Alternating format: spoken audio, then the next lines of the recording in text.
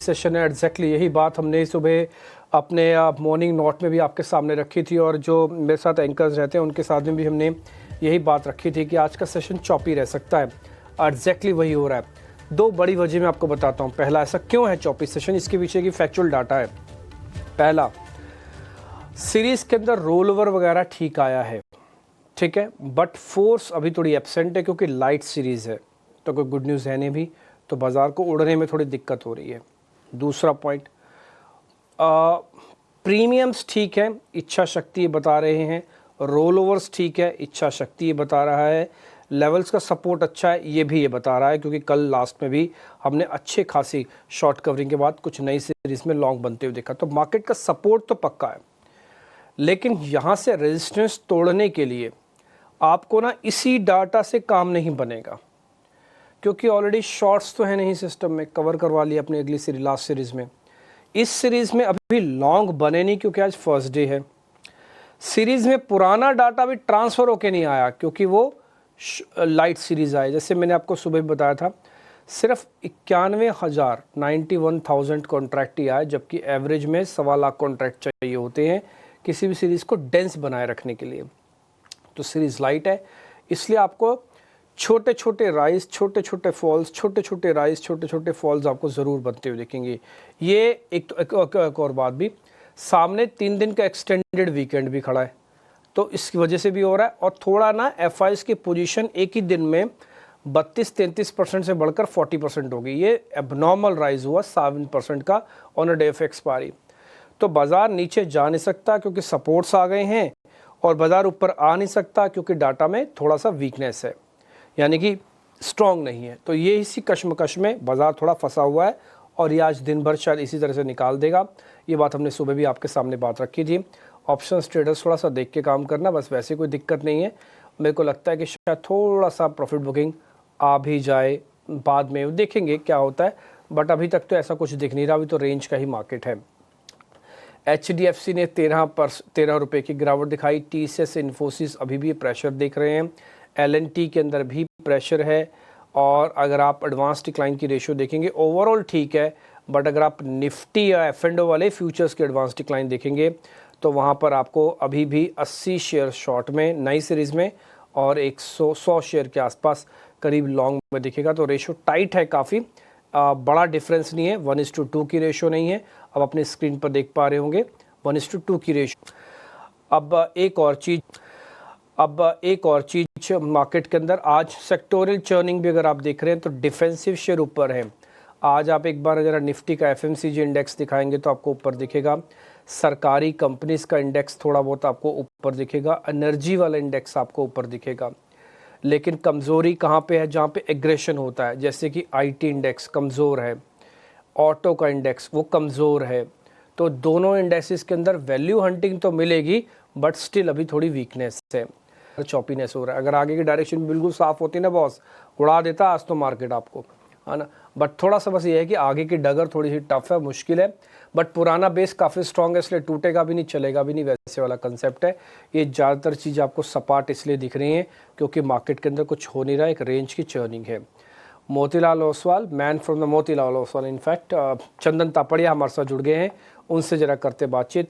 चंदन भाई शुक्रिया, thank you very much बातचीत करने के लिए, आज समय निकालने के लिए। आपकी सर व्यू क्या है? पुरानी सीरीज़ को छोड़ा है अच्छे रिटर्न के साथ, नई सीरीज़ में डाटा सॉर्ट ऑफ ठीक है, बस एक ही चीज़ जो मेरे को बार बार हिट हो रही है कि बहुत जल्दी 40% लॉन्ग हो गया FIs का, अभी तो सीरीज़ ख़त्म हुई थी। दूसरा मेरे को जो हिट हो रहा है वो थोड़ा सीरीज़ लाइट ट्रांसफ़र हुई है, क्योंकि कॉन्ट्रैक्ट के हिसाब से बैंक निफ्टी में सिर्फ 91,000 कॉन्ट्रैक्ट आए, एवरेज में करीब 1.25 लाख कॉन्ट्रैक्ट ट्रांसफ़र होते हैं एक सीरीज़ से नेक्स्ट सीरीज़ में। तो सीरीज़ थोड़ी लाइट है, यानी कि माल ही ज़्यादा नहीं आया है। तो एक बार आपका टेक सर, ये तो मेरा अपना है, आप अपने हिसाब से कैलकुलेट करके बताइएगा सर प्लीज़। जी नमस्कार। देखिए, बहुत बहुत धन्यवाद आपने इस चर्चा में शामिल किया। निफ्टी की बात करें तो निफ्टी 3 दिन का करेक्टिव मूव कंप्लीट किया यहाँ पे। मैं 3 दिन की बात करूँ तो 23,870 से लेके 23,412 तक का डिक्लाइन देखा, और आज जो 3 दिन का लोअर हाइस था उसको इंडेक्स होल्ड किया है। भले ही प्रीवियस डे का हाई नहीं निकाला है, वहाँ पे होल्ड नहीं कर पाया, बट नीचे के लेवल से सपोर्ट बेस आप बाइंग आ रही है। और दूसरा ध्यान रखें, बाजार कहीं ना कहीं एक बड़े दायरे में फंसेगा, क्योंकि एक तो एक्सटेंडेड वीकेंड है और दूसरा सेकंड को ट्रम्प की पॉलिसी के रिलेटेड जो भी कमेंट आएंगे वो भी भारतीय बाजार के लिए एक महत्वपूर्ण कदम रहेंगे। तो उसके चलते बाजार थोड़ा सा सुस्ता रहा है, बट वापस ऐसा लग रहा है कि 6-7 दिनों की तेजी के बाद में जो हल्का करेक्टिव मूव आया है वो वापस तेजी में तब्दील होने चाहिए, जिस हिसाब से आज का प्राइस पैटर्न है। बट उसके लिए इंडेक्स को 23,620 के ऊपर होल्ड करना जरूरी है। 620 इसलिए जरूरी है क्योंकि 620 तोड़ने के बाद में बाजार में करेक्टिव मूव आया, और 620 निकलने के बाद में कल पूरे दिन भर एक्सपायरी के दिन 620 पे बार बार प्रेशर आ रहा था, और आज भी 620 के ऊपर होल्ड कर जाता है तो मेरे हिसाब से बाजार रिसेंट के हाई को सरपास करता हुआ नजर आएगा। तो इन सब चीजों को ध्यान में रखना चाहिए। और ओवरऑल देखें तो निफ्टी में हमारा बाय ऑन डिक्लाइन की रणनीति रहेगी। 620 के ऊपर होल्ड करता है तो कन्विक्शन बढ़ जाएगा। सलाह यही है कि 23,420 का सपोर्ट रखें, ऊपर में इंडेक्स 23,800 23,850 तक के टारगेट दिखाता हुआ नजर आना चाहिए।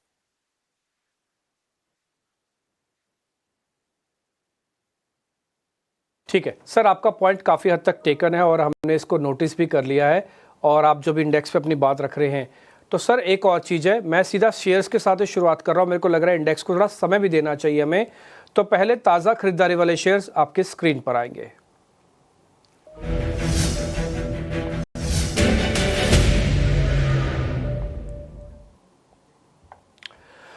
दो शेयर F&O में आज हमने खरीदारी की लिस्ट में निकाले हैं first day of the series में। एक तो है IGL, आज 3.5% हो गया।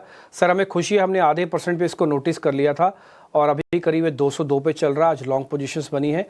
सेकंड इज टाटा केमिकल्स, धीरे धीरे ऊपर आ रहा है, बट ऊपर आ रहा है। अभी तो कौसों दूर है 1000 के लेवल से, बट इसमें कुछ लॉन्ग बना है सीरीज़ में। सर एक बार दोनों पे आपकी रिकमेंडेशन। मार्केट में काफ़ी चर्चा है कि केमिकल शेयर्स चल सकते हैं। बिल्कुल, देखिए सबसे पहले तो हम आईजीएल की बात कर लेते हैं, उसके बाद में टाटा केमिकल की तरफ जाते हैं। आईजीएल की बात हम करें तो आईजीएल में 3 दिन का करेक्टिव मूव कंप्लीट होकर 50 डे एक्सपोनेंशियल मूविंग एवरेज को होल्ड किया है। सपोर्ट बेस बाएंगे और पिछले लगभग 6 दिनों से 194 195 बेस बन रहा है, तो उसको सपोर्ट बनाना चाहिए और ऊपर में लगभग 212 के टारगेट। सो 195 के सपोर्ट से 212 तक के लक्ष्य यहाँ पे आईजीएल में बन सकते हैं। तो हम टाटा केमिकल की बात करें तो यहाँ पे लॉन्ग के बिल्टअप हुआ है और पिछले लगातार 3-4 वीक से high top high bottom formation बन रहा है। जो इमीडिएट हर्डल था 860, उसके ऊपर डिसाइसिवली होल्ड कर रहा है और आज एक परफेक्ट बुलिश कैंडल बना है। तो 855 के सपोर्ट से 900 तक के लक्ष्य टाटा केमिकल बनेंगे। तो दोनों ही काउंटर ठीक लग रहे हैं रिस्क रिवॉर्ड रेशियो वाइज और पैटर्न और ट्रेड सेटअप के हिसाब से।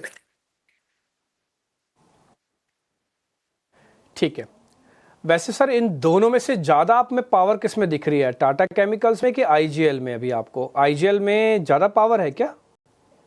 देखिए दोनों को यदि तुलनात्मक अध्ययन करें तो दोनों में पावर है, बट आईजीएल में इसलिए मैं बोल सकता हूँ साथ में क्योंकि दूसरे गैस रिलेटेड कंपनीज भी चल रही है, थोड़ा ओएनजीसी ऑयल रिफाइनरी कंपनी भी चल रही है, तो वो थोड़ा एक सेक्टर का टेलविंड यहाँ पे मिलेगा, तो इसके चलते आईजीएल पे ज्यादा फोकस कर सकते हैं। ठीक है, डन, पॉइंट टेकन है सर आपका। दोनों ही शेयर्स पे आपने रिकमेंडेशन दे दी, आईजीएल और टाटा केमिकल्स पे। टाटा केमिकल्स तो एक ज़माना था जो हम 1000 के आसपास इसको काफ़ी देखते थे, बोलते भी थे, और ये 1200-1250 की जर्नी पे भी जा चुका है। बट अनफॉर्चुनेटली उसके बाद ऐसा फिसला कि इसने 1000 तोड़ा और आज 1000 के नीचे आके 870 पे खड़ा है। स्टिल 900 तक का भी टारगेट मानो, 855 का एक स्टॉप लॉस भी होगा।